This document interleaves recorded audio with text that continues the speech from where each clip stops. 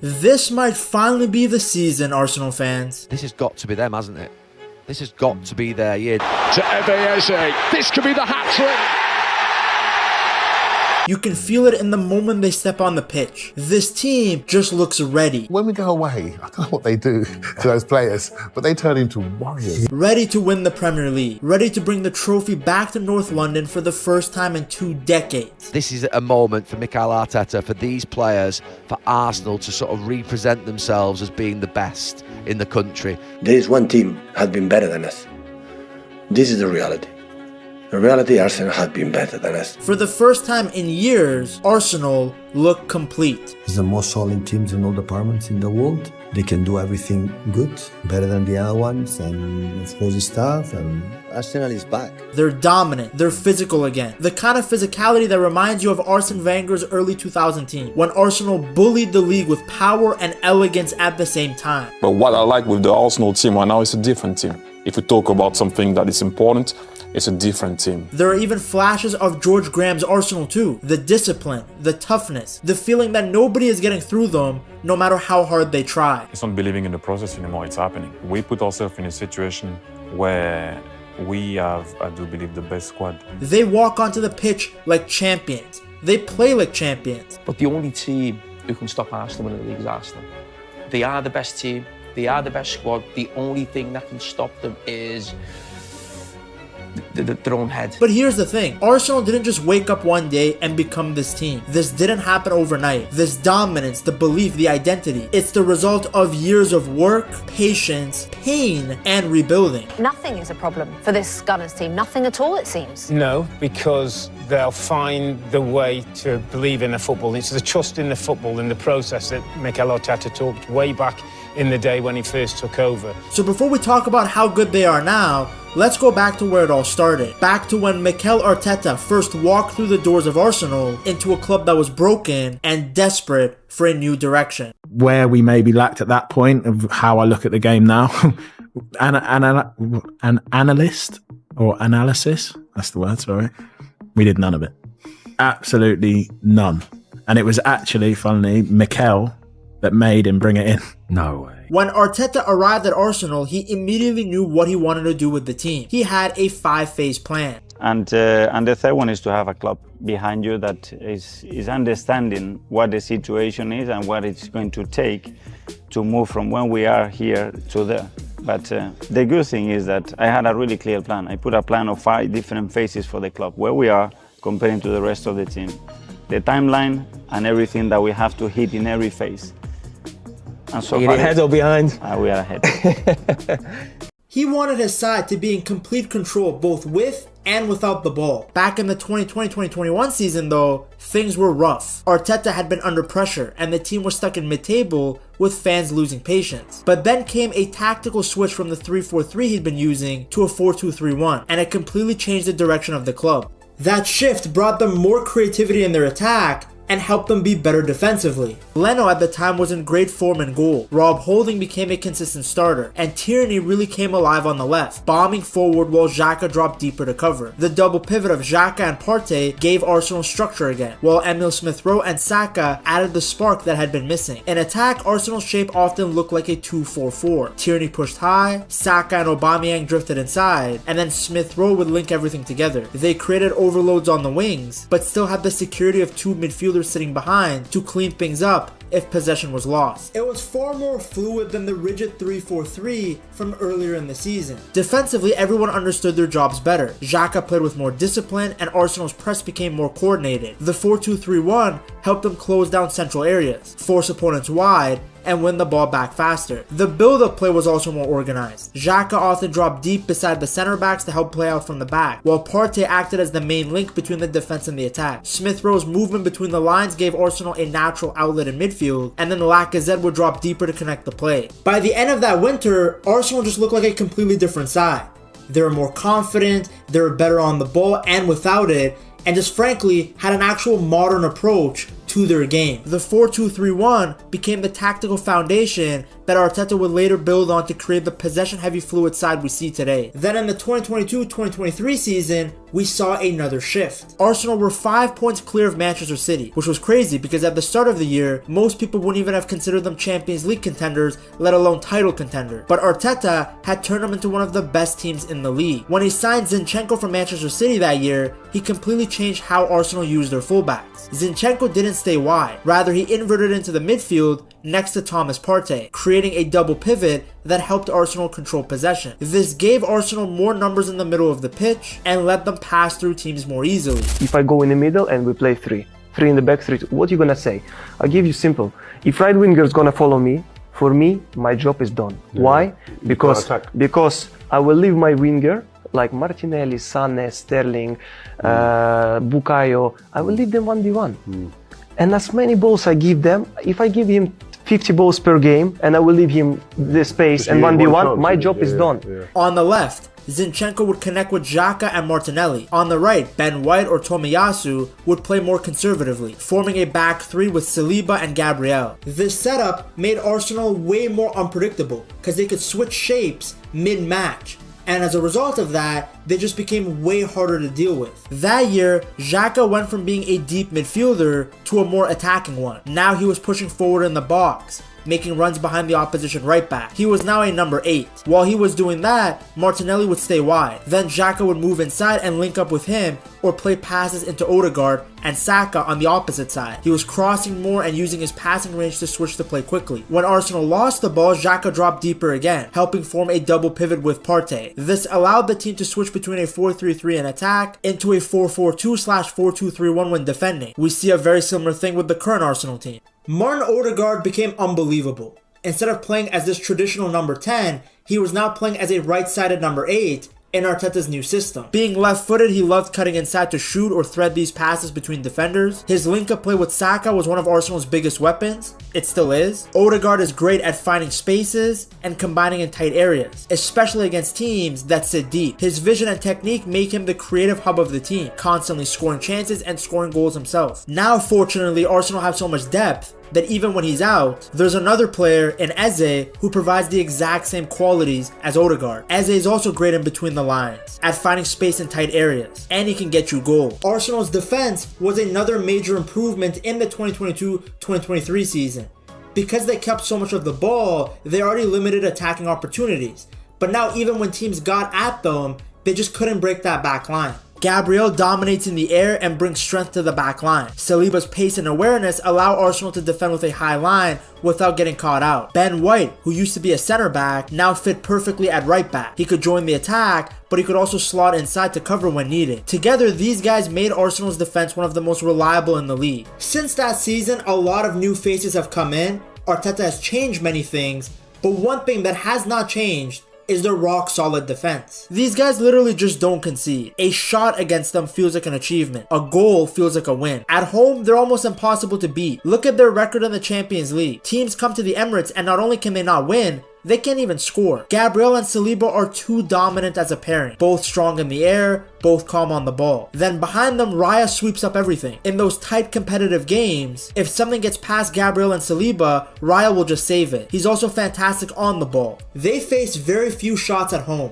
but even when teams get through, Arsenal don't collapse. Their shape is compact, their press is very organized, and opponents find it very hard to even get a clear look at goal. Most teams leave the Emirates having created very little opportunities, because not only do Arsenal dominate the ball, they suffocate your counterattack, and they make you chase shadows for long stretches of time. What Arteta has done so well is that he's built a system where the defending starts from the front. Odegaard or Eze, along with Rice, lead the press. The wingers track back, and the fullbacks tuck in to keep everything tight. When Arsenal lose the ball, they recover very quickly and close the space before the opposition can transition. Then going forward, this Arsenal team has all the great qualities of the previous years mixed together. Similar to the 2022-2023 season, sometimes Arteta still has the fullbacks invert in. Here's Lewis Skelly moving into midfield from left back to help Arsenal progress the ball against PSG's compact block. He kept finding smart pockets of space to move into, usually because Merino drifted wide and pulled his defender out of the middle. With Rice and Odegaard tightly marked and staying out of his way, Lewis Skelly had the room to carry the ball forward and then link up with Trossard and Martinelli, who were constantly moving and rotating ahead of him. Here's Lewis Skelly doing the same thing further up the pitch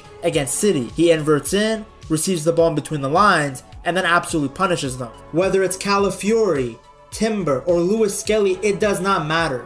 All three of them can do the job. Before, only Zinchenko could play as that inverted fullback.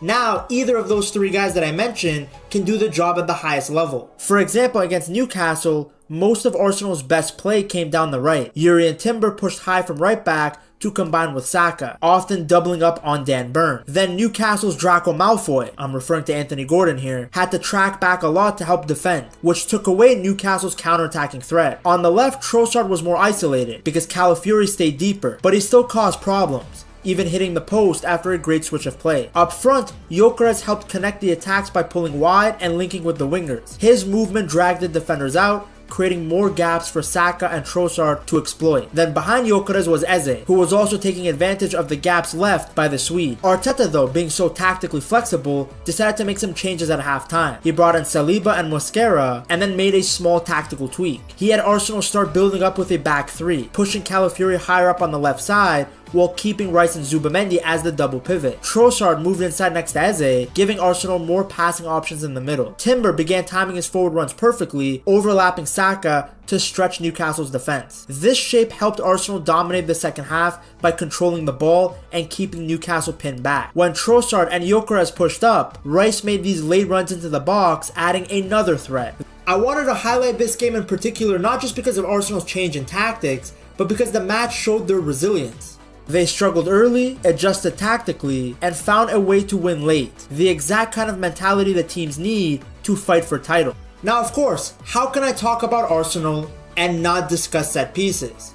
It's funny, Arteta and Arsenal were well ahead of the curve. They had focused on making the most out of dead ball situations years ago. Everybody made fun of them, and now the rest of the league is following suit. Almost 1 in 5 goals in the best league in the world this season have come from corners, which is the highest rate ever. And of course, no team does it better than the gunner. Gabriel has been a monster in these situations. I mean, the guy's been so dominant that Jamie Carragher even called him the most influential player in the league right now. And that says a lot considering Carragher rarely ever praises Arsenal. Under Mikel Arteta, Arsenal have turned set pieces into a weapon. I mean, these guys already have double-digit goals this season. Even crazier, nearly 70% of Arsenal's goals this season have come from set pieces. Arteta has built this team to be strong, tall, and aggressive. Shades of George Graham's Arsenal and Arsene Wenger's, and it's paying off every single week. Since the 2021-2022 season, no team in the Premier League has been more dangerous from corners than Arsenal. When you compare teams on an equal number of corner chances, Arteta's side comes out on top,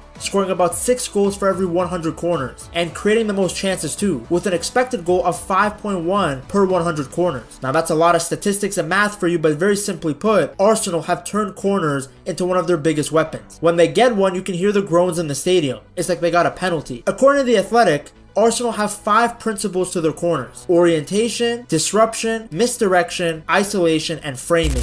Orientation is about how the attackers position themselves, because they like to be in a spot where it's very difficult for the defenders to view both them and the ball coming in at the same time. Arsenal do this by starting near the back post and then timing their runs so they stay out of the defender's sight until the last moment. Disruption means blocking defenders and keeping the goalkeeper from reaching the ball. Perfect example of this is any corner that Arsenal have gone against Manchester United. Meanwhile, misdirection is when players make decoy runs to pull the defenders away from the real target area. Isolation is all about setting up one-on-one situations for Arsenal's most dangerous players, or creating open space for them to attack. And then finally, framing is having multiple players ready to attack from different spots across the goal, so there's always a scoring option no matter where the ball lands. From crowding the near post with blockers to isolating Gabriel at the back post, Arsenal mix and match all of these principles together, and that's what makes their corners almost impossible to defend.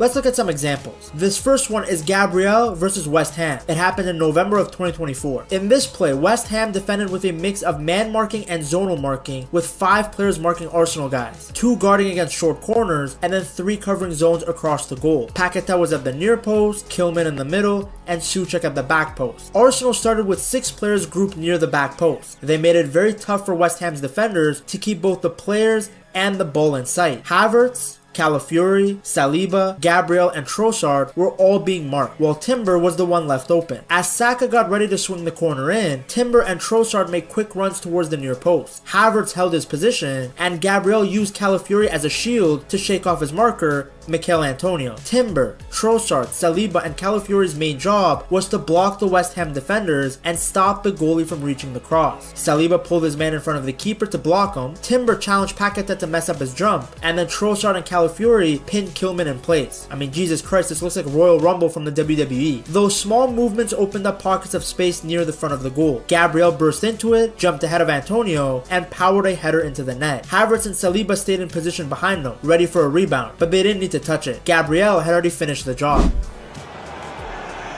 Saka's deliveries in towards the near post, and Gabriel's header finds the bottom corner. Arsenal have a breakthrough.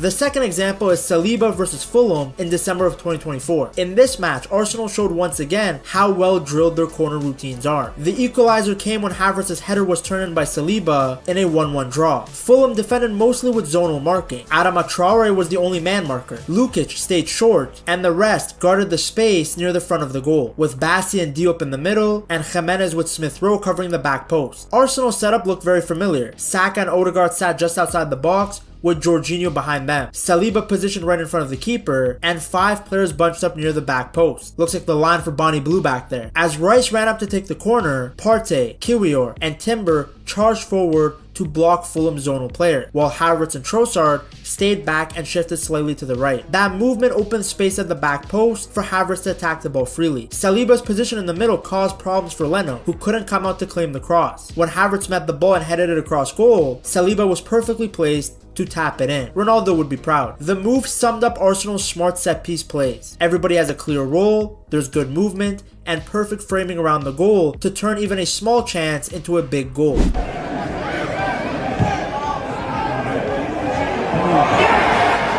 The last example I want to show you guys is Gabriel versus Tottenham in September of 2024. This was a week before his Manchester City goal. Instead of doing his usual attacking of the back post, this time Gabriel went straight for the center of the box. Tottenham had set up with 5 man marker, 4 zonal defenders across the goal, and then Heung-min Son guarding the short option. Arsenal's setup was very smart. Gabriel started near the penalty spot, while White and Saliba positioned themselves close to the keeper. Around them, Martinelli, Partey, and Havertz waited on the edge of the area. Once Saka gave the signal, Havertz sprinted towards the near post to pull Brennan Johnson away, while Martinelli moved in to block Dominic Solanke, who was guarding the center zone. At the same time, White and Saliba dragged their markers in front of the goalkeeper to block his line of sight and stop him from coming out. All that movement opened up space right in the middle of the 6-yard box. Gabriel timed his jump perfectly, met Saka's cross cleanly, then powered a header past Vicario. Partey was waiting just behind in case it spilled loose, but Gabriel didn't need him because it was another perfectly executed Arsenal corner. Saka delivers. Gabriel! First blood goes to the Gunners. Now, of course, people are still critical. They say that Arsenal are too predictable, that they rely too much on set pieces, and not sharp enough in open play. I would say it's a fair bit of criticism given where Arsenal are ranked in open play goals, but this season they have quietly shown a lot of improvements tactically, signs that Arteta is finding new ways for his team to control games and get goals. He often gets stick for using players like Timber and Calafiori at fullback, even though both of them can play center back, but that's actually the entire point of what he's doing. They're not traditional fullback. That means they can defend much better than your natural fullback, but they're also comfortable stepping into midfield or joining the attack. By doing that, Arsenal can build up in a back 3, usually in a 3-2-2-3 shape, which gives them a strong base to start attacks from. It also means they have more balance. Both Timber and Calafiori can receive and pass forward under pressure. Like Pep, Arteta wanted players who could fit multiple roles in the same game. Calafiori is a perfect example of that. He can play as a stay-at-home defender, an inverted midfielder, or even pop up as a number 10 or overlapping fullback. This flexibility makes Arsenal harder to predict and helps them adapt mid-game depending on the opponent. For example, usually it's Zubimendi who drops deeper to help the center backs build up the play, but against Burnley it was Declan Rice doing it more often, and that change was very key. By moving into the first line of build-up, Rice was pulling one of Burnley's midfielders out of position, giving more space to the creative players ahead of him in Eze and Zubimendi. Rice sitting deeper allowed Eze and Zubimendi to get into better positions to dictate the tempo. It also helped Arsenal play through Burnley's mid-block, which is the exact kind of defensive setup that gave them problems last season. We saw it on display against Fulham and Brighton Brighton. Arsenal didn't stick to fixed positions in the midfield. Eze, Zubimendi, and Rice all rotated within the middle of the park. Sometimes Rice dropped deep, other times he pushed forward box to box. Eze would drift left, Zubimendi moved right, and Arsenal kept the ball moving. Rice is now officially an 8 with the arrival of Zubimendi, but at times you will still see him come in and help with the build-up like he's the sole pivot. That fluidity keeps teams guessing. When Arsenal had the ball, they stretched the opposition and created passing lanes that frankly weren't there last season. The Gunners are evolving, and a big part of that is because Arteta finally has the kind of players he wanted. He has quality and depth. He has these versatile, intelligent players who are capable of switching roles during the game. With this flexibility, Arsenal can adapt to any opponent, whether it's a high-pressing top side or a compact mid-table team sitting deep. It's one more step towards becoming the complete title-winning team that Arteta has been building. To see how the Spaniard is silencing all the arrogant pundits who doubted him, you have to watch this video right here.